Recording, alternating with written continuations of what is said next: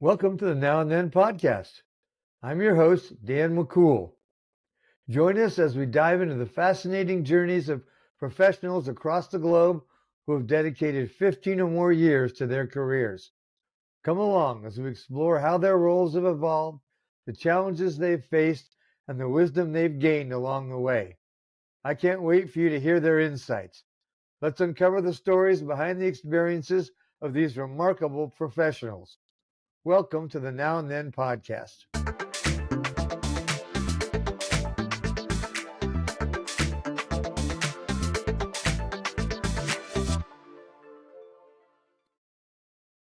Hey, y'all, and welcome back to the Now and Then podcast.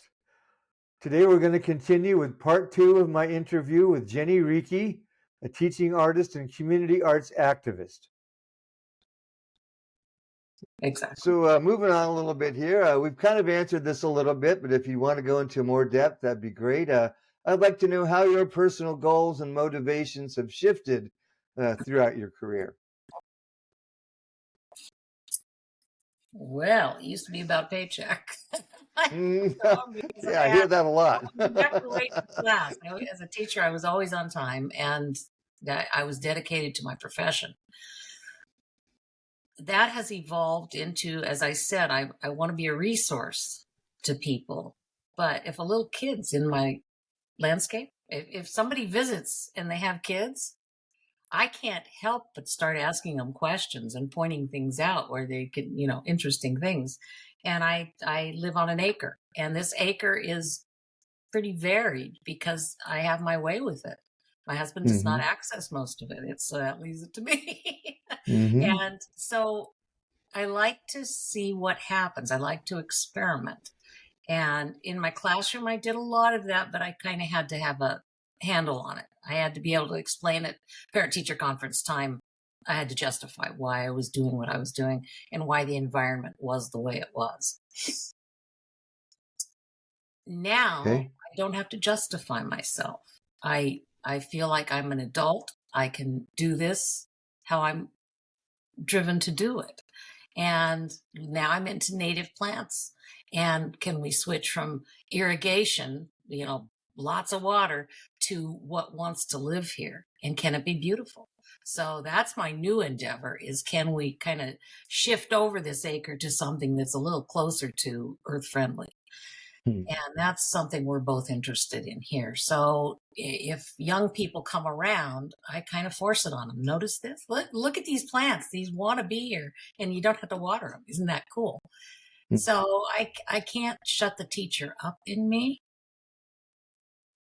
That's just the way I am. And it's not like I have the right answer. It's like I got this experiment going on. If you notice today and you come back a year from now, maybe you'll notice something else. So it's just a matter of every day noticing things.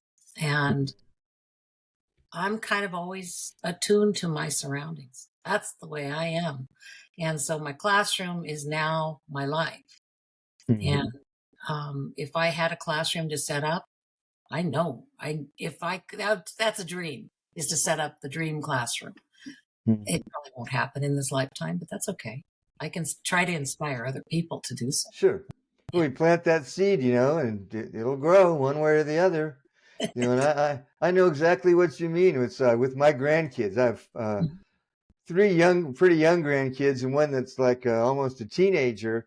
And I find every day I'm doing stuff like that. I like to grow stuff and all that. And I take them outside and point out different bugs on the plants or different cool colors or flowers. And they're really curious about that. And they don't forget it. It makes an impression, and they come back and they want to talk about that again, and it's just amazing how we can have those teaching moments. I'm not really a teacher, I'm more of an experiencer, but if you can pass on those experiences, I guess that does make me a teacher in my own small way. Sure. Which is good teachers share what excites them. And right. If your passion is behind what you're sharing, that's good teaching. How many dull teachers have we experienced day in and day out? And they seem to have no spark of enthusiasm about what they're supposedly teaching. And that breaks my heart to think about that. If I could take Yeah. every single teaching student, somebody who wants to be a teacher, and unleash their passion through teaching, that's kind of the core of why I exist, I think, is to Hmm. help people see that you are a teacher, you have a passion, share that. Don't go down the Yeah. path of sharing stuff you don't really care about, because that Right. that teaches kids to be bored, and who needs that? Right. Right. Well, I think that's a big step in most people's evolution in their career when they realize that it's not just a paycheck, that they have a passion and that they're good at what they do, Yeah, and that and they've made the right choice. And those seem to be the happiest people that I interview, people like you, yeah, who have actually embraced their passion and pursued what they really wanted to do. Yeah, right. Well, I yeah. think the key to all of everything I do is, as a kid at K-12, all through my schooling years, I was very shy. I was very withheld. I was unsure of my value. I did not come from a situation where I was told I was valuable. I had no clue. And I was determined as an adult to make different choices and help kids find their voice. That's always been the underlying premise is, find your voice. You owe it to the world to say what you need to say and make it an intelligent voice. Why not? We got enough stupid Yeah. voices. Let's Yeah. voices. Yeah, yeah. Well, you Anyway, can be anything in this world. Why not be smart? well, You thinker. know, right, right. Be a thinker, right? And Yeah, they're saying that smart is the new sexy. So yeah, you know? yes, yes. Works for me. Yeah. Yeah. Uh, Okay. well, I'm not sure this applies to you, but I'll go ahead and ask you anyway. How did COVID-19 impact your profession? I know that it really had a large effect on some people, and other people they didn't really experience it much at all. But how about you? Well, it saddened me to think of all the kids who wouldn't be feeling their learning community. They lost their learning community. And to Hmm. so many young people, that's where they find meaning. And so I was very sad through COVID. Before COVID hit, I had been sequestered by my husband's health. So we were in lockdown far before anybody else. And it was Hmm. truly a day to day caretaking situation. So my art got me through that personally. But as far as teaching goes, I just felt the weight, the sadness of all these kids who were cut loose from what they had. Even if they skipped school on a regular basis, they knew school was there and they knew they could go if they needed to. They could at least get a meal and see some friendly faces, maybe. But it was sadness for me. It didn't have anything to do with my teaching because I wasn't teaching at that time. Right, And I right. So didn't it's even more of a try to do anything. I right. encouraged my friends to make art, discover art, find your art. It can be anything. Dance Hmm. every day, but make sure that you find your art. If you can't go anywhere, you can't do anything, instead of complain and feel bad and get depressed, look for a way to express. And Right. that was as my activist kicked into gear, and I tried to tell people what to do, but you know what that's worth. Sure, sure. Back to being the resource, but that's not a bad thing, Jenny. Really. I I know. can leave your junk out on the driveway if you want to drive. I can leave you stuff. Yeah. Yeah, yeah. Well, I think a lot of people did take advantage of COVID in that way and learning a new skill. I mean, personally, I learned to play the ukulele. Um, Really? Yeah. yeah, it was something I'd always wanted to do, and so I thought, well, I'm just hanging out here at home for God knows how long, and as it turned out, way too long. Yeah. And so I taught myself how to play the ukulele, and I don't regret a second of it. And Yeah. now I'm teaching my grandkids how to play the ukulele. So, Yes. and it Yes. was so heartwarming the other day. My daughter posted a video of my oldest granddaughter. She's 6 now, and she's out on the sidewalk in front of her house with a little busking sign and her ukulele, and she's singing that new Chapel Roan song that's hot to go. Yeah. Just strumming the heck out of the ukulele and singing the song. her first busking experience right out in front of her house. Look what So you've created, Grandpa. yeah, that certainly warmed my heart. I got to tell You you, bet. You bet. It took. And Yes. yeah, if I hadn't learned ukulele during COVID, then I couldn't have taught her how to play. So Right. Right. it's pretty Good fun. job. Yeah. That's a score. Good job. Yeah, yeah.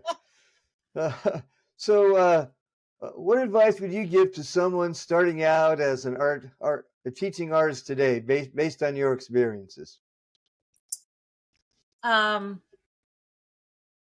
Well, I was told I became an official teaching artist through a program with Washington State Arts Commission, ArtsWA. And so I got the stamp, but I never joined the roster. I never made more of it officially because I didn't ever find anybody who could pay me to do the work. They sent all of us away saying, never do this work for less than $50 an hour.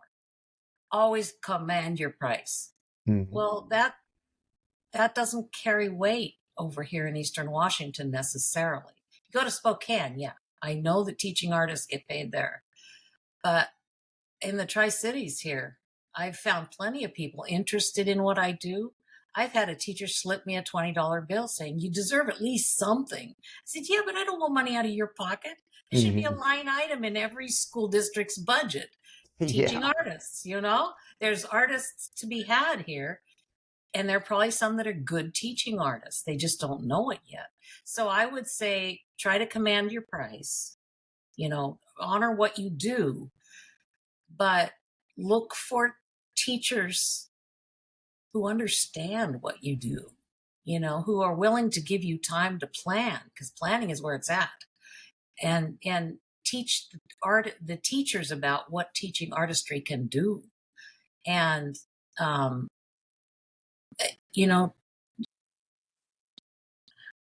talk your way into an opportunity where you can show them. You got to show them what's possible and do it for nothing if you have to. But then say, beyond this, don't you think it's worth paying for? And maybe help find grants, maybe help find the money if that's what it takes. Be willing to scrounge, but teaching artists get a lot of juice out of it.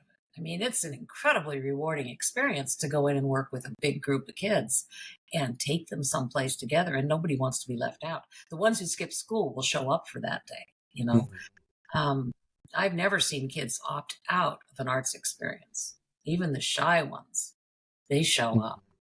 And the mentally disabled ones, the ones who have issues, they shouldn't be taken down the hall. They should be included. And by God, they do it. They surprise all their peers with what they're capable of to meet the challenge, and be very flexible. Flexibility is key. Yeah. Yeah, I talked to a special needs teacher interviewed here a few weeks ago, and that's what she was saying. Some of those kids have incredible hidden talents, that go on to be that could be teaching artists, and end up making more money than this special ed teacher who had a master's. Right. Right. simply because that's what they did. That's what they were good at. They totally understand. Yeah.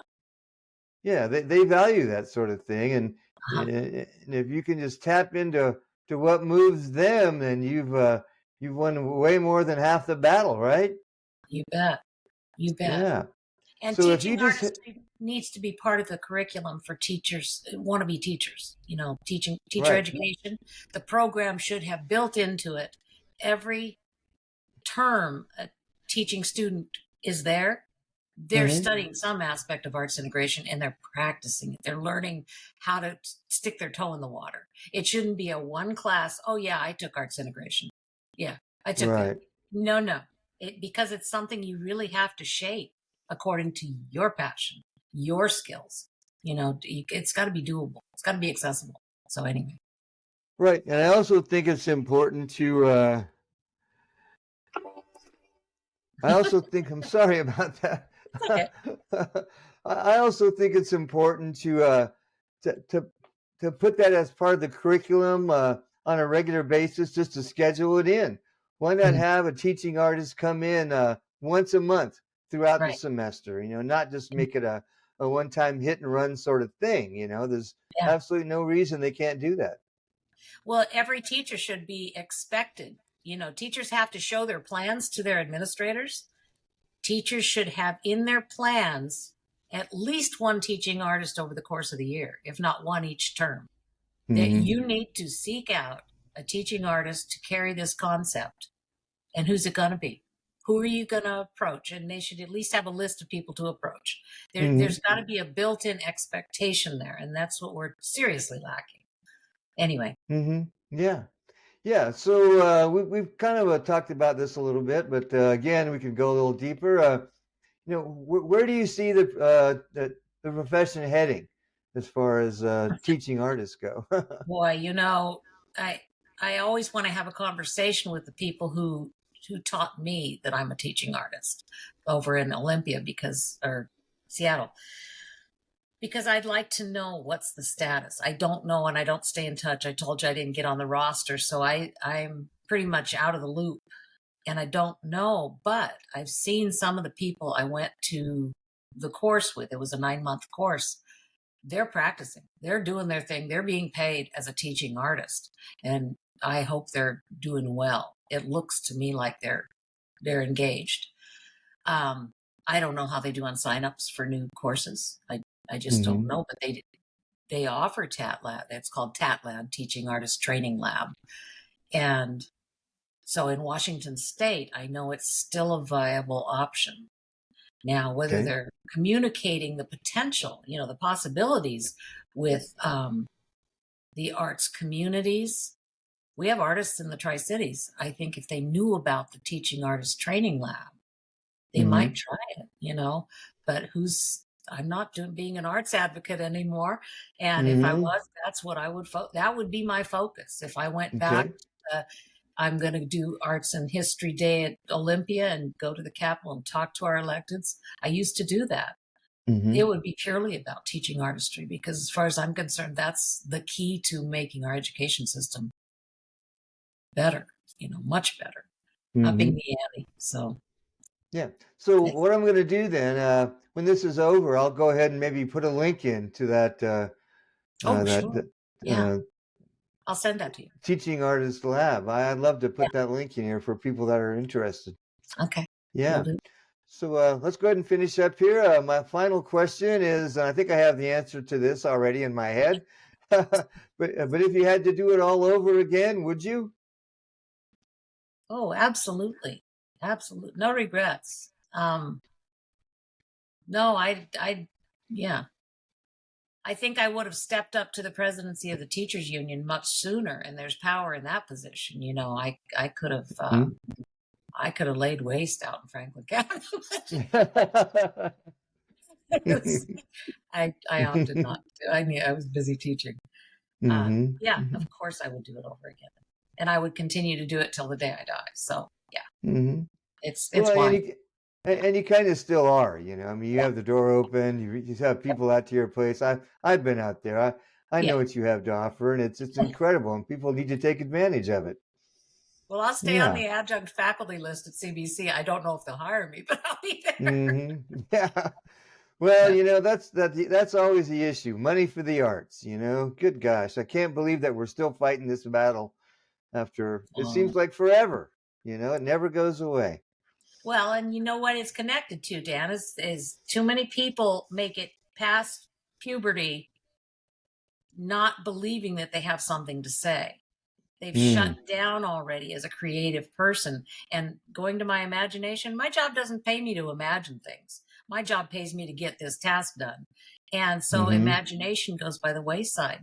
And now everything that you can watch on the tube, it just feeds you. It's a fire hose. And you don't have to use your imagination at all. It's Right. all, it's been usurped by this Hmm.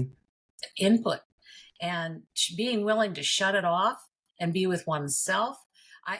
You asked me about COVID, and I was thrilled with the thought of people having to spend time with themselves. I knew there would be suicides, there would be depression, there would be more drugs, all that. But those who found that they were good company because they actually had an imagination, they could be creative and no one was judging them. That small slice of humanity may wake up and be more fully human. And so I was happy for that. Because I like my own company. Pete likes his own company. We're good with ourselves. But so many people are very uncomfortable with themselves. And that to me is kind of the root of our problem. Anyway. Yeah. Yeah, it is. You know, we tend to live inside our heads too much, you know, and I mean, that's I don't mind being alone at all either. I spend a lot of time alone. I've got lots of interesting hobbies and things to pursue, and there's always that inner dialogue, you know, which is Oh yeah. never a dull moment there, right? I'm still aspiring to boredom myself. Yeah, I have a problem shutting all that stuff off. You know, it's yeah. yeah. Well, this has been a great conversation, Jenny. I want to thank you for coming on today. It's been thanks for inviting me. Yeah, it's been very insightful, and I'm going to sign off now, and okay, and hope you enjoy the rest of your day, and continue to take risks and inspire. Well, thanks for asking, Dan. Thank you. I appreciate your curiosity. Yeah, there you go. Carpe diem. Stay curious and carpe diem, right? Exactly. Okay. All right. Well, be well. Well, thanks, Jenny. Bye-bye. Bye-bye. Well, I hope you enjoyed this episode of the Now and Then podcast. If so, then subscribe, like, follow, throw money, do whatever it is that you do to show support. We really appreciate it. Stay curious and carpe diem.